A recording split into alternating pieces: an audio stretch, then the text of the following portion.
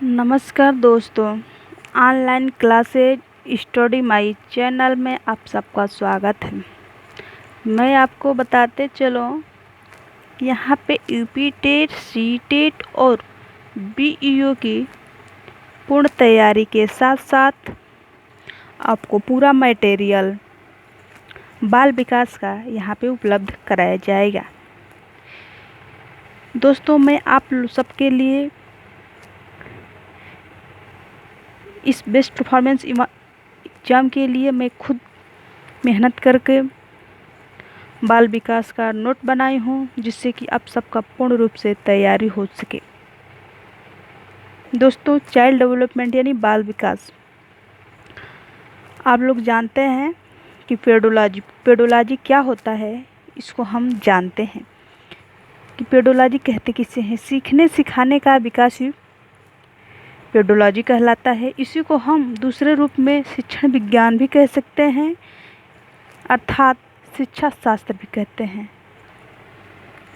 और दोस्तों, child development and pedology, इस सब से जो है टोटल हमारे सी टेट यूपी टेट में अगर देखें आप तो 30 क्वेश्चन आते हैं।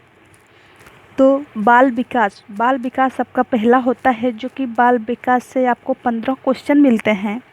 दूसरा आपका आता है विशिष्ट बालक से आपको 5 क्वेश्चन मिल जाते हैं। इसके बाद से आपका आता है समावेशी शिक्षा यानी अधिगम से आपको 10 क्वेश्चन मिलते हैं, जिसको मैं आप लोगों को पूर्ण तरीके से बताते चलूँगी कि जो 15 क्वेश्चन है बाल विकास से, इसको टॉपिक वाइज मैं आपको बताते चलूँ कि टॉपिक वाइज बताते हुए आगे बढ़ते हैं और टॉपिक वाइज ही हम इसका अध्ययन करेंगे। बाल विकास मनोविज्ञान, थर्ड है मनोविज्ञान का विकास, मनोविज्ञान के संप्रदाय, वृद्धि और विकास के सिद्धांत जो बहुत इम्पोर्टेंट है। और नेक्स्ट है आनुवांशिक और वातावरण, परिपक्वता, विकास को प्रभावित करने वाले कारक, जीन पियाजे का संज्ञानात्मक विकास और वाइगोत्स्की का विकास सिद्धांत, कोहल वर्ग का नैतिक विकास का सिद्धांत। अब आगे हम बढ़ते हैं विशिष्ट बालक एवं समावेशी शिक्षा से, जिससे आपका 5 क्वेश्चन पूछता है। तो इसमें आपका टॉपिक आता है अधिगम नियोग बालक, प्रतिभाशाली बालक, मंद बुद्धि बालक, पिछड़ा बालक, अपराधी बालक, शारीरिक रूप से विकलांग बालक, सृजनात्मक बालक, समावेशी शिक्षा। और इसके बाद आता है अधिगम शिक्षण आता है। फिर आता है ब्लूम टेक्नोसॉनी, विभिन्न शिक्षण विधियाँ। इसके बाद से आपका आता है जहाँ से आपका 10 क्वेश्चन पूछा जाता है। ये आपका आता है 10 क्वेश्चन जहाँ से आपका आता है मॉन्टेसरी पद्धति आता है, आगमन निगमन आता है, फिर निगमन विधि आता है, योजना विधि आता है, विश्लेषण विधि आएगा, संश्लेषण विधि और खोज विधि। और इसी में आगे आपका आता है RT 2009। आप लोग जानते होंगे, नहीं जानते होंगे, मैं आपको अवगत कराऊंगी आगे पॉइंट टॉपिक वाइज। NCE 2005 मापन मूल्यांकन, मैं आपको इसी के आधार पर मैं आपको आगे भी ले चलूँगी। कुछ और इसमें टॉपिक हैं जो मैं आपको बताते चलूँ।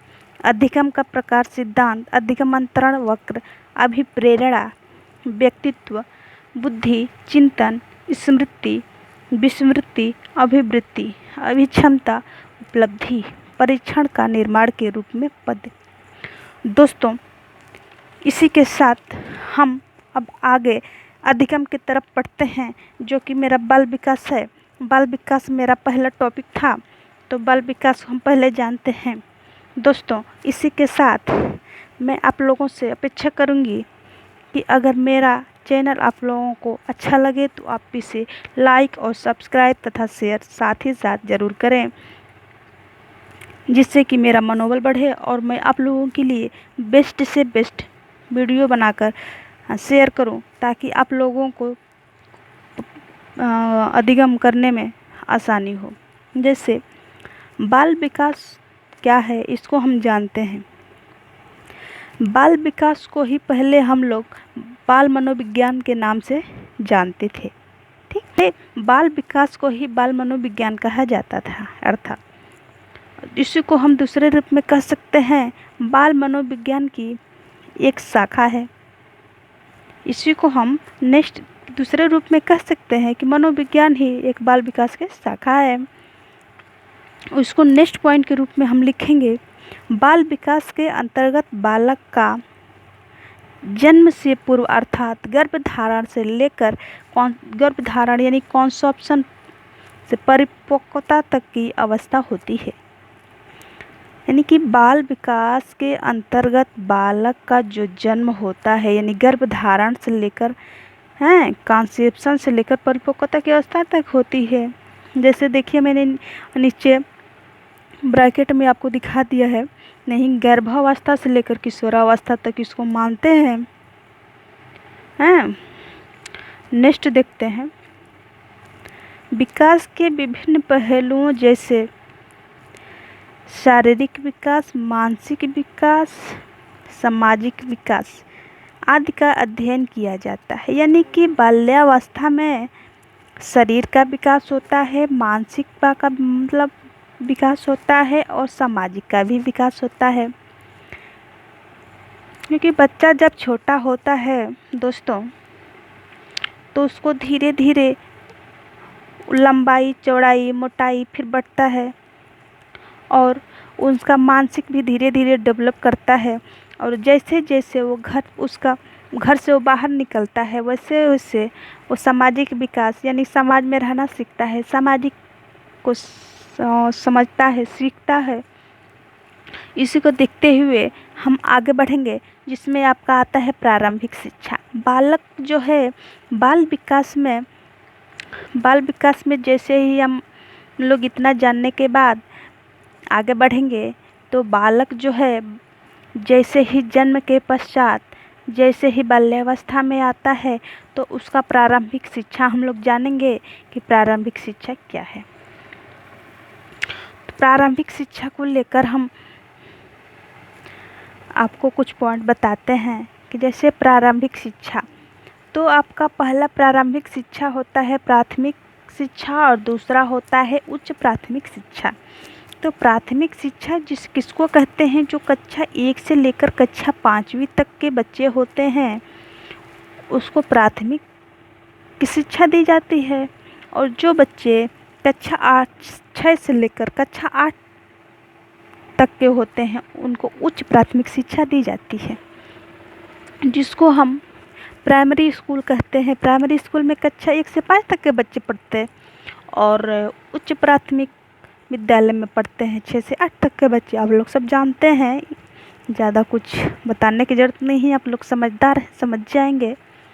आगे हम देखेंगे मनोविज्ञान। मनोविज्ञान को अंग्रेजी में साइकोलॉजी कहते हैं। आप लोगों को पता है कि मनोविज्ञान को ही हम अंग्रेजी में साइकोलॉजी कहते हैं, जो लैटिन भाषा के 2 शब्दों से मिलकर बना है, साइको प्लस लोगस। आपको पता होगा कि साइको प्लस लोगस, साइको और लोगस दोनों को मिलाकर के हम लोग क्या पढ़ते हैं, साइकोलॉजी। ठीक। मनोविज्ञान में साइकिल के अर्थ को हम लोग जानते हैं कि साइकिल के यहाँ पे आपको कुछ ऑप्शन मिलेंगे, देखेंगे किसके आता है। पहले आता है सल मिस, इसमें होता है आत्मा। फिर माइंड आएगा, माइंड मिस मन होता है। कंस्ट्रक्ट मिस होता है चेतना। इसके बाद आपका आता है बिहेवियर, बिहेवियर व्यवहार से रिलेटेड हो जाता है। इसके बाद लोगस, लोगस आपका स्टडी साइंस होता है, जिसको हम आत्मा का विज्ञान भी कहते हैं। मनोविज्ञान का विकास, नेक्स्ट पॉइंट आता है मनोविज्ञान का विकास, जिसमें आपका पहला आता है यहाँ पे जो था सलसल मिस आत्मा, यानी इसको हम आत्मा का विज्ञान कहते हैं। इसी प्रकार दूसरा होगा मन का विज्ञान, तीसरा होगा चेतना का विज्ञान, चौथा होगा व्यवहार का विज्ञान। यही हम लोगों का 4 पॉइंट बनता है यहाँ पे। साइको से। साइको से आपका आत्मा का विज्ञान, मन का विज्ञान और चेतना का विज्ञान। लास्ट आता है व्यवहार का विज्ञान। इसी पॉइंट को देखते हुए फिर हम लोग आगे बढ़ते हैं, जो कि मनोविज्ञान का विकास को लेकर के हम पहले पॉइंट देखते हैं आत्मा का विज्ञान। आत्मा का विज्ञान जो है, इसके समर्थक हैं प्लेटो और अरस्तु। आत्मा के विज्ञान के कुछ मनोवैज्ञानिक जो समर्थक हुए, जो प्लेटो और अरस्तु हैं। मौलिक रूप में मनोविज्ञान दर्शन शास्त्र की एक शाखा थी, जिसके अंतर्गत आत्मा का अध्ययन किया जाता था। ठीक। दूसरा होता है मनोविज्ञान विषय की उत्पत्ति दर्शन शास्त्र विषय से हुई है, आप लोगों को पता होगा दोस्तों। दूसरा हम देखते हैं जो था मन का विज्ञान। मन के विज्ञान, इसके भी कुछ समर्थक रहे हैं। इसके समर्थक हैं हॉब्स, लॉक, कांट, ह्यूम इत्यादि। इसके भी इस प्रकार समर्थक हैं। नेक्स्ट हम देखेंगे चेतना का विज्ञान। इसके भी कुछ समर्थक हैं। पहले जैसे देखिए विलियम जेम्स, विलियम बोन्स और जेम्स सले, ये लोग इसके समर्थक रहे हैं। इसके पॉइंट जैसे कुछ है, देखिए पॉइंट में विलियम जेम्स विश्व के पहले ऐसे चिंतक हैं जिन्होंने मनोविज्ञान को दर्शन शास्त्र में अलग कर एक नया अनुशासन का रूप प्रदान किया था और एक नए स्वतंत्र विषय का रूप प्रदान किया। इस पॉइंट में ये बताया जा रहा है कि विलियम जेम्स ही विश्व के पहले ऐसे व्यक्ति हैं जिन्होंने मनोविज्ञान को दर्शन शास्त्र से अलग किया। पहले जो है मनोविज्ञान दर्शन शास्त्र से रिलेटेड था, इसको दर्शन शास्त्र से नाम से ही जाना जाता था। इसको जो पढ़ता था वो मनोविज्ञान में मिलता था, मनोविज्ञान दर्शन शास्त्र में मिलता था। लेकिन विलियम जेम्स ने ऐसे वैज्ञानिक हुए जिन्होंने दर्शन शास्त्र से मनोविज्ञान को अलग किया, इसको एक अलग नाम दिया। नेक्स्ट है विलियम वुंट ने 1979 में विश्व की पहली मनोवैज्ञानिक प्रयोगशाला, जो है कि जर्मनी के लीपजिंग शहर के लीपजिंग विश्वविद्यालय में स्थापित की। मैं आपको बताते चलूँ कि विलियम वुंट ने जो है 1889 में ही विश्व की पहली वैज्ञानिक थे, जो जर्मनी के लीपजिंग शहर के लीपजिंग विश्वविद्यालय में ही स्थापित थी। इसी कारण विलियम वुंट को ही आधुनिक मनोविज्ञान तथा प्रयोगात्मक मनोविज्ञान का जन्मदाता कहा जाता है। प्रयोगशाला स्थापित करने के बाद